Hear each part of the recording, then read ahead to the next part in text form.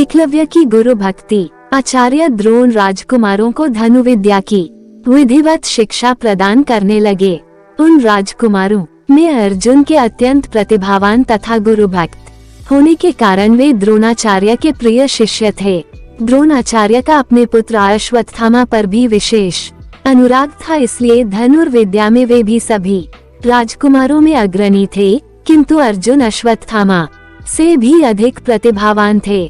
एक रात्रि को गुरु के आश्रम में जब सभी शिष्य भोजन कर रहे थे, तभी अकस्मात हवा के झोंके से दीपक बुझ गया। अर्जुन ने देखा अंधकार हो जाने पर भी भोजन के कौर को हाथ मुंह तक ले जाता है।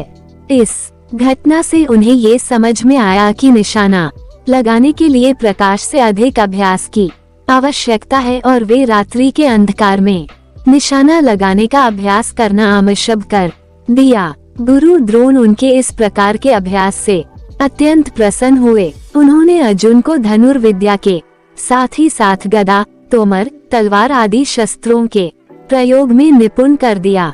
उन्हीं दिनों हिरण्याधनु नामक निषाद का पुत्र एकलव्य भी धनुर्विद्या सीखने के उद्देश्य से द्रोणाचार्य के आश्रम में आया, किंतु निम्न वर्ण का होने के कारण द्रोणाचार्य ने उसे अपना शिष्य बनाना स्वीकार नहीं किया।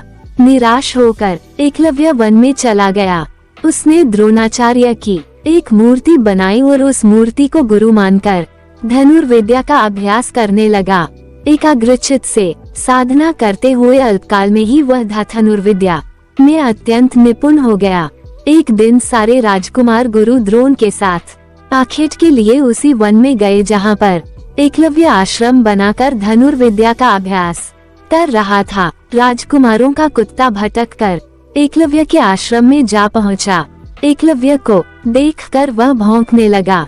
इससे क्रोधित होकर एकलव्य ने उस कुत्ते अपना बाण चलाकर उसके मुंह को बाणों से भर दिया।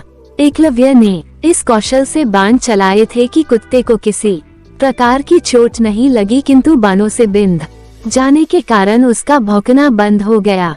कुत्ते के लौटने पर जब अर्जुन ने धनुर्विद्या के उस कौशल को देखा तो वे द्रोणाचार्य से बोले, हे गुरुदेव, इस कुत्ते के मुंह में जिस कौशल से बाण चलाए गए हैं उससे तो प्रतीत होता है कि यहाँ पर कोई मुझसे भी बड़ा धनुर्धर रहता है।